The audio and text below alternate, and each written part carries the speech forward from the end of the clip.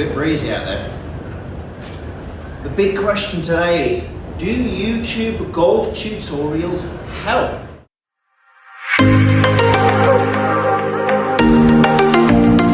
You wouldn't be watching this if you didn't watch loads of YouTube videos on how to do stuff, especially golf tutorials.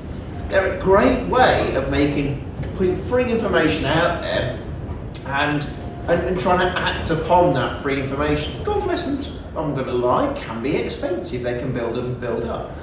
But so watching YouTube is a great free way, and this is why I love doing YouTube, because it's a great way of getting some good information out there. And there's so many doing it. You've got your likes of Rick Shields, James Robertson, Mark Crossfield, etc. They're all fantastic pros, and they all know their stuff. They're all absolutely real experts in their craft, as it were. But the problem is, has it really helped you? That's the big question. Comment below, has it helped? You might have brilliantly, might have hindered you. It might have hindered you for the amount of information that you've taken on board. But for me, the big question today is, do YouTube tutorials help? Yes or no?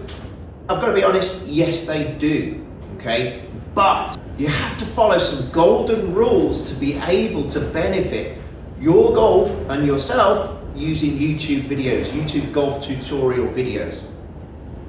For me, one of the first things to do is make sure the advice is suitable for you. Now, if that person displaying that information on YouTube is saying to you, if you have X or Y ball flight, okay, for example, if you have a slice, they should really iterate, if you have a slice, or if this is your back shot, this is what you need to be able to do, okay? So unless you know your ball flight, you are going to really struggle. Because the problem is, it is literally like searching for a needle in a haystack.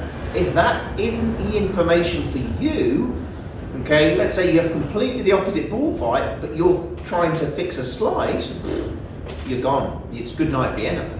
So we need to make sure it's the relevant information for you, okay? So for example, as I say, you've got a slice and the person on YouTube giving that information is saying, if you've got a ball flight that starts straight and then curves quite viciously, yes.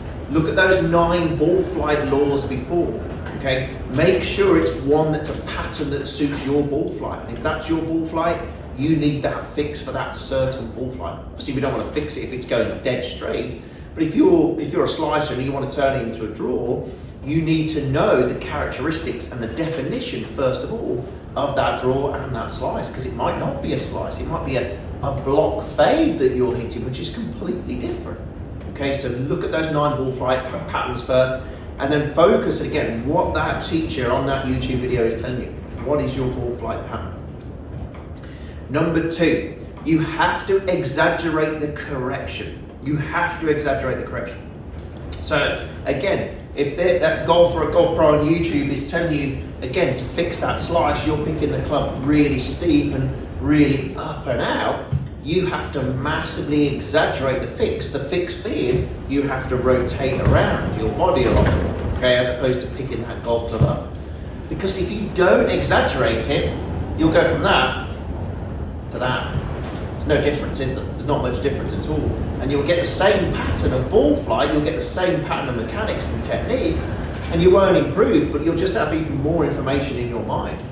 So really exaggerate the feeling. Don't be afraid. Go onto the driving range, when obviously it's not windy, but don't be afraid to go on the driving range and exaggerate the change that they encourage you to do. Look at where the club's going, look at what the body's doing. If they're focusing on a specific area, whether it be the club, whether it be a part of the body, part of the technique, exaggerate it, really feel. Again, if you're prone to picking the golf club up and like say coming down steep and therefore going across it, you really need to exaggerate that fix, exaggerate that feeling. It will feel horrifically weird. And your brain will say to you, what the heck are you doing around here? It'll hate it. It'll really hate it. But as soon as you get even slightly used to it, after half a dozen or so balls, then you'll start to think, hang on a minute, that ball flight is really changing. And focus on that ball flight as well. Is my ball flight changing? And usually if it is, then it means you've changed something. If the ball flight's exactly the same, if not a little bit worse, then it usually means you've gone back to old ways and you haven't exaggerated the fix, you haven't exaggerated that change. So make sure, 1, the information you're getting is relevant to you and your game, crucial. Secondly, exaggerate the fix, whatever it might be. Feel like you've got to exaggerate it. Don't be afraid, be brave, as stupid as that might sound. You've got to be brave to exaggerate a different feel. You've got to be brave to exaggerate a change in your goal stick. It's not going to work just like that. It might do, it might be the holy grail, it might just work just like that. Brilliant. But more often than not, it's going to take at least 2 dozen golf balls just to even see a slight difference. Okay, so don't be afraid to exaggerate that change. Hope this helps. Comment below. Let me know what YouTube videos do for you, and don't forget to subscribe, please.